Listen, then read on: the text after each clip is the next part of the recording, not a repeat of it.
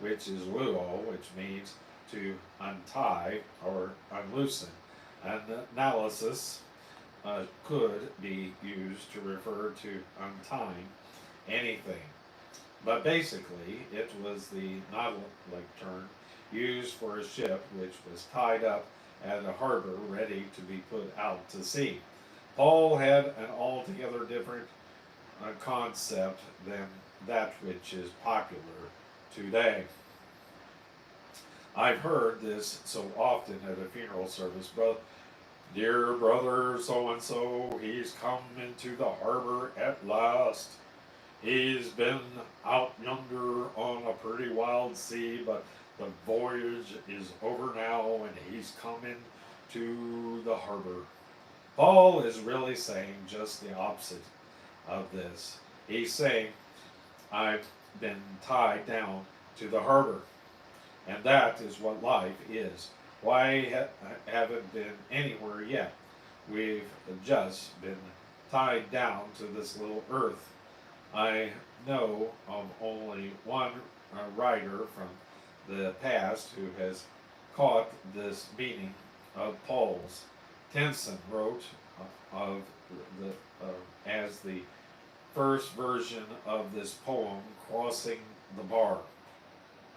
Sunset and evening star, and one clear call for me.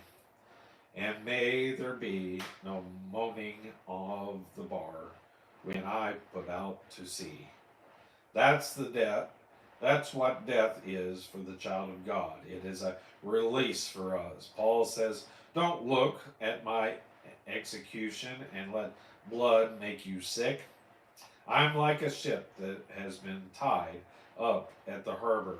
When death comes, I'm really taking off to go and be with Christ, which will be far better. Henceforth, there is laid up for me a crown of righteousness, which the Lord, the righteous judge, shall give me at that day.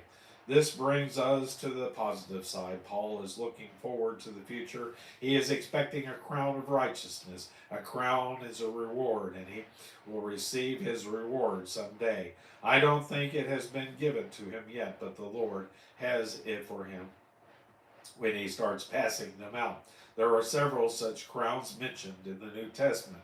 For example, 1 Corinthians chapter 9, verse 24 and 25 reads, Know ye not that they which run in a race run all, but one receiveth the prize? So run that ye may obtain, and every man that striveth for the mastery is temperate in all things. Now they do it to obtain a corruptible crown, but we an incorruptible.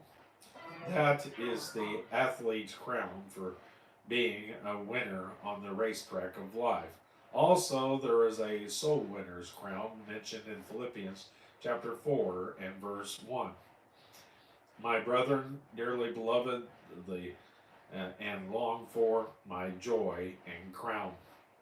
A crown is given for having a part in leading folks to the Lord. Paul will have many crowns. There are no doubt about that. A crown of righteousness is, I believe, a reward for a righteous life, and Paul will receive that. Unto all of them also that love his appearing does not refer to the doctrine you hold regarding his appearing. You may be a premillennialist or a postmillennialist or all millennialist. I have news for you. There's no reward for holding any one of those views. The question is, do you love his appearing? To love his appearing means that you will have to love him. Oh, my friend, do you have a close relationship with him? Have you ever told him that you love him? I have a notion that Paul told the Lord every day that he loved him because he had hated and persecuted him before. There is a crown for those who love his appearing. I would like to have that crown. I believe it will shine brighter than all the others. And that concludes that section. Now we're going to go on to section